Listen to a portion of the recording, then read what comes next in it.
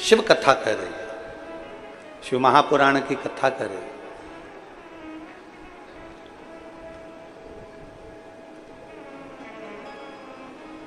देवराज नाम का ब्राह्मण चोरी का धन लेकर जब शंकर के मंदिर में पहुंच गया, शिव मंदिर के अंदर प्रवेश कर गया। ब्राह्मण कर्म से तो वो वंचित था, ब्राह्मण कर्म से तो वो छूटा हुआ था। ब्राह्मण के घर में जन्म जरूर लिया था, पर ब्राह्मण कर्म नहीं कर पाया था, वंचित था। ब्राह्मण का कर्म है शास्त्र पढ़ना, शास्त्र सुनाना। वैश्य का कर्म है धन एकत्रित करना, क्षत्रिय का कर्म है रक्षा करना, शूद्र का कर्म है सेवा के भाव को लीन रहना। अब आज के जमाने में सब अपने अपने कर्म में लगे हैं, केवल व्यक्ति कहीं ना कहीं भटक रहा है तो अपने पथ से भटक रहा है। ब्राह्मण अपने कर्म से वंचित हो रहा है, वैश्य अपने कर्म से वंचित हो रहा है, क्षत्रिय अपने कर्म से वंचित हो रहा है, शूद्र अपने कर्म से वंचित हो रहा है। श्रेष्ठ कर्म करिए। देवराज नाम का ब्राह्मण के घर में जन्म लेने के बाद भी ब्राह्मण तत्व को धारण नहीं कर पाया, ब्राह्मण तत्व धारण नहीं कर पाए।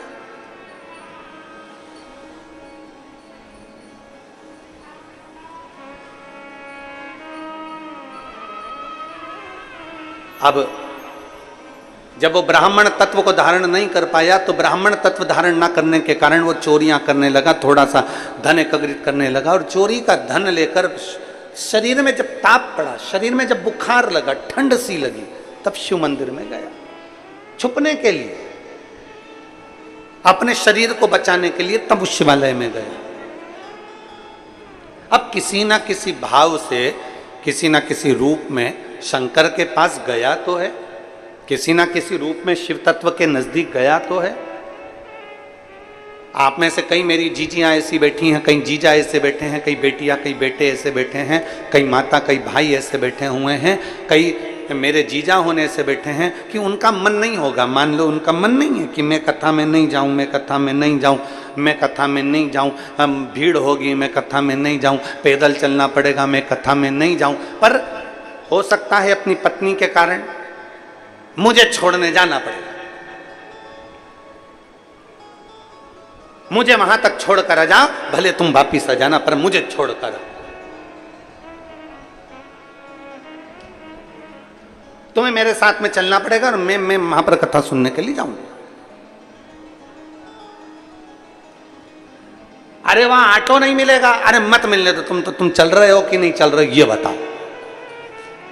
अब पति ने सोचा कि भाई इतना मगजमारी करने से तो अच्छा है शिव महापुराण की कथा में चलूं, चल मैं तुझे कथा में ले चलता हूं। और पति कथा में लेकर, अब जरा विचार करिएगा कि पति का मन नहीं था, या किसी सहेली का मन नहीं था, या बेस्ट फ्रेंड का मन नहीं था, या जेठानी का मन नहीं था, या देवरानी का मन नहीं था, या किसी रिश्तेदार का मन नहीं था, पर वो मन मार कर भी शिव महापुराण की कथा में अपने रिश्तेदार के साथ, अपने कुटुंबी के साथ वो कथा में आकर बैठ गया। तो किसी ने पूछा, गुरुजी जिसका मन नहीं है वो कथा में आकर बैठ जाए, उस जबरदस्ती आकर बैठ जाए, कोई मार ठोक के लाके बिठा दे, या किसी ने जबरदस्ती लाकर बिठा दिया, या पत्नी के कहने पर पति जबरदस्ती आ गया, या कोई जेठानी देवरानी जबरदस्ती आ गई, तो कथा का कोई पुण्य उसके खाते में मिलता है कि नहीं मिलता? शिव महापुराण की कथा कहती है, नल के नीचे मटके को सीधा लगाओगे तो भर जाएगा, नल के नीचे मटका उल्टा लगाओगे तो भराएगा नहीं, पर ठंडा जरूर बना रहेगा।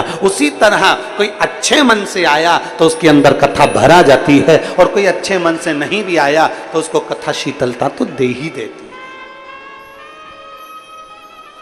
शिव महापुराण उसको शीतलता देती है, शिव महापुराण उसको एक आनंद का अनुभव करा देती है। भले उसका चित्त कथा में नहीं लगे, भले उसका मन कथा में नहीं लगे, उसकी चित्त वृत्ति कथा में नहीं लगे, पर वो कथा में आकर बैठ गया, मतलब बैठा है तो ये निश्चित है। आपको भूख लगी है, आप शादी में गए हो, पंगत लगी है, पत्तल लग रही है, और पत्तल लगते लगते कोई पत्तल देने वाला आया, तुम्हारे साथ में कोई दूसरा बैठा है, उसका पेट भरा हुआ है, वो नहीं खाना चाहता, फिर भी पत्तल वाले को थोड़ी ना मालूम कि इसका पेट भरा है कि खाली है। वो तो पत्तल लगाते लगाते लगाते लगाते गया और उसने पत्तल वहां लगा दी। जिसका पेट भरा था उसके पास भी पत्तल लगी है, तो पड़ोसी ने कहा तो तेरा तो पेट भरा था, हाँ मैं नहीं खाऊंगा, तो ये पत्तल लग गई, कोई बात नहीं। अब पत्तल लगी थी, इतने में नुक्ति देने वाला आया, बूंदी बूंदी बूंदी बूंदी नुक्ति नुक्ति नुक्ति, और मालूम पड़ा वो नुक्ति उसको डालकर चले गया। फिर पड़ोसन ने कहा तेरा तो पेट भरा था, अब ये बूंदी कौन खाएगा, अब रख गया तो रख जाने दो। थोड़ी देर में गुलाब जामुन गुलाब जामुन गुलाब जामुन करता आया और गुलाब जामुन रखकर चले गया। अब वो रखा तो था, तो उसने सोचा इतना सारा सामान इकट्ठा हो गया है, मेरा पेट भी भरा है,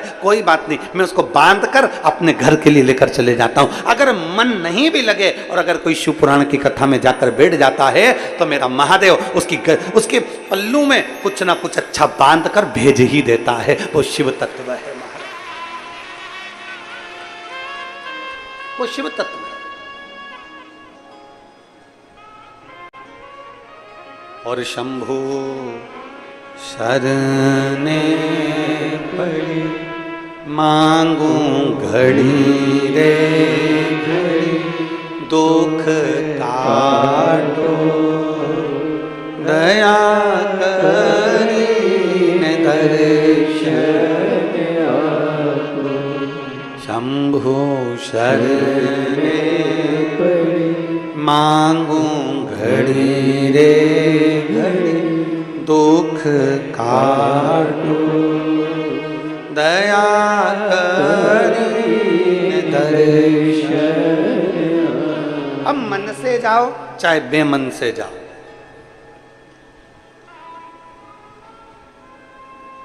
जैसे जाना है शिव के पास।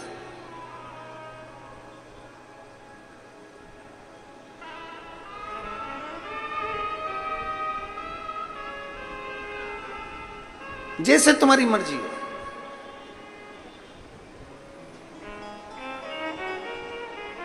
वो कहते हैं ना, नौकरी चाकरी तनख्वाह और वेतन। जम जम के बोलो जरा, क्या चीजें चारों, जम के बोलो जरा।